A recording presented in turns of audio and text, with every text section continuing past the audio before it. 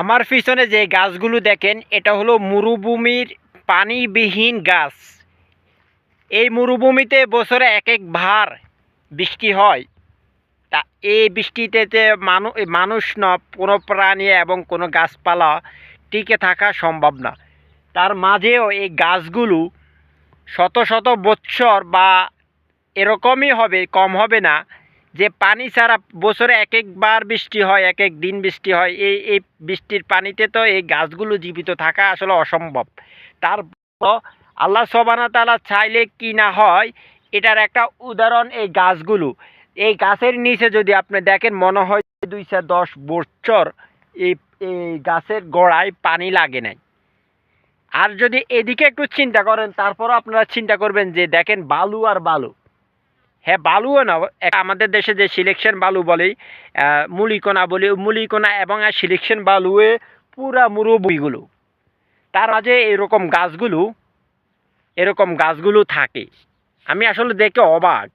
আর এই গাছের মাঝে মাঝে কিছু বিষাক্ত সাপ আছে, একেবারে চিকন, যারা আরব কান্ট্রিগুলোতে আছে বা যারা মাঝরাতে চাকরি করে বা যারা মরুভূমিতে দেখছে, ওই সাপগুলো এত বিষাক্ত সাপ যে এরকম ছোট ছোট চিকন ডালের মতো, এবং গাছের কালার এবং গাছের পাতার কালার কয়েকটা জাতের বা কয়েকটা প্রজাতির সাপ।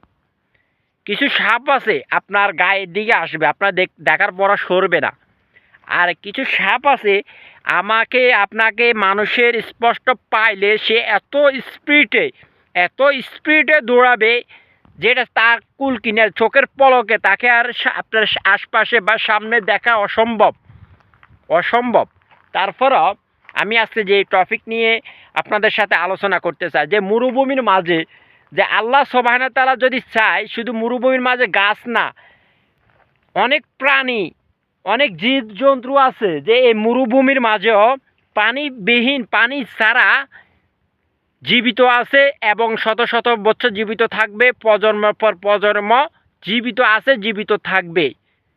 কারণ এটার উদাহরণ, যারা মরুভূমিতে হাঁটাচলা করে, যদি আপনি একটা বার মরুভূমির মাঝে দিয়ে হাঁটাচলা করেন, আমার মনে হয় যে পানির বোতল লগে করে নিয়ে যেতে হবে। যদি 1-1.5 ঘন্টা বা আধা ঘন্টা, 1 ঘন্টা 2 ঘন্টার পথ হয়, তারপরে সাথে পানির বোতল রাখতে হবে।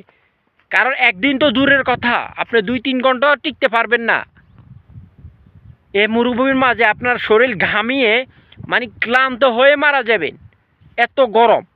তার মাঝে আমি চিন্তা করি এই প্রাণীগুলো, পানি এবং গাছ বা বিভিন্ন প্রাণীগুলো আছে মরুভূমির মাঝে, এগুলো যে পানি ছাড়া আল্লাহ সুবহানাহু ওয়া তাআলা কীভাবে বাঁচিয়ে রেখেছে, এবং আল্লাহ সুবহানাহু ওয়া তাআলা চাইলে আসলে কী না করতে পারে।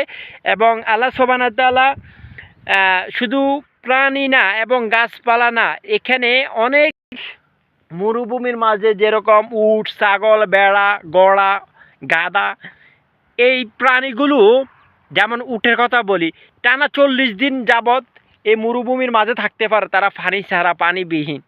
আল্লাহ তাকে ওরকম ক্ষমতা দিয়ে রাখছে।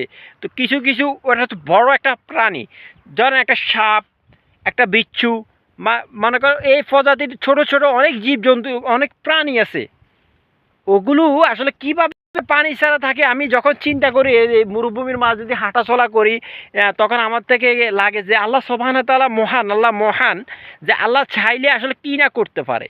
আল্লাহ চাইলে আল্লাহ চাইলে সব কিছু করতে পারে। তো যাই হোক, এক একটা প্রাণীর, এক একটা জীবজন্তুর এক একটা ক্ষমতা দিয়েছে আল্লাহ সুবহানাহু ওয়া তাআলা, যে এক একটা জীবজন্তুর এক একভাবে জীবন যাপন করতেছে এই মরুভূমির মাঝে। যেরকম মানুষ, দেখেন মানুষ বসবাস করতেছে এই মরুভূমির মাঝে, এবং অনেক জীবজন্তু এগুলো বসবাস করতেছে এই মরুভূমির মাঝে। তো যারা আসলে মরুভূমি আছেন বা যারা মনে করেন গ্রাম অঞ্চলে বা মরুভূমির মাঝে আসলে চাকরি করেন ওই প্রবাসী, তারা তো অবশ্যই জানে।